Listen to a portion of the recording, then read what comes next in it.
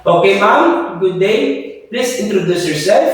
Good day, ma'am and sir. I am Cherry Panagsagan, 31 years old, married, and I have two kids na 11 years old and 2 years old. I am a college level.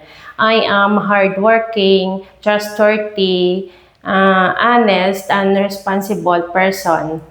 My mother and husband will take care of my children. I work in the Philippines year 2001 to 2021 to 2024. I serve one couple and two children. I am doing my work, cleaning, washing of clothes, gardening, ng marketing, and take care of children. Thank you.